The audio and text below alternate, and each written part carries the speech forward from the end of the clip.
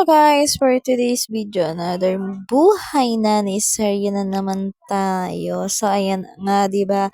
Ako ay naglaba kanina at ito na nga ni pagdating ni Mister ay inakit ko napapalitan ng gulong itong ang aming motor kasi nga 'di ba nasira yung mugs namin. Kaya yan ang sinasabi ko sa inyo sa may mga motor diyan, pakiramdaman niyo palagi ang inyong mga motor kasi baka mamaya yung bearing dun sa unahan hindi niyo napapansin ay kinain na sa tagal na hindi niyo pinapalitan. So nasira ang mugs. Magkano ang mugs na set? So nakakahalaga siya ng 5,000 pesos. Pero thank you Lord ay 5,000 pesos yung mugs na bago. So, thank you Lord kasi nga ito ngang pamangkin ng aking asawa. Hello nga pala, shout out nga pala sa poging-poging pamangkin niya na si Ronmar Bokal. So, ayan na nga. May pinagbebenta siya na mugs. Tamang-tama naman. Binili namin to sa kanya ng 1,300 ang presyo niya pero kasama na ang gulong at may kasama pang shock. So, meron din siyang kasamang plate. Kaso nga lang ay bengkong kaya yung plate namin so ayun pa rin yung nagamit sa motor namin kasi nga good pa naman siya. So ayan na nga ni. So, pagkatapos nun, syempre ang daming freebies, nag-add na lang kami at siya pa yung nag-labor, o, 'di ba? Tapos, ayan na nga.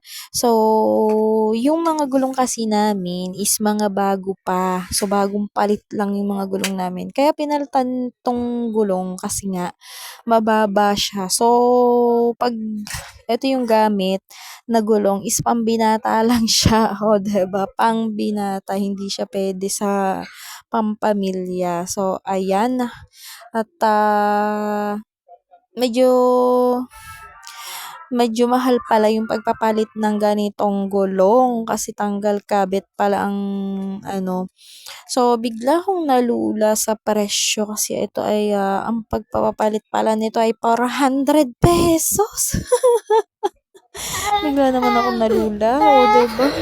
Kaya talaga namang ay naku Diyos ko Lord, dapat talagang pagkaingatan ng service at kung rin nga at kung may naririnig kang kaunti-kaunti laang na diferensya ay naku itakbo mo na kaagad sa manggagawa. Na nga ni papalitan pa ulit 'to ng shock para mas mataas ang shock tapos meron pang flyball, meron pang clutch lining, o 'di ba? Ay Diyos ko Lord.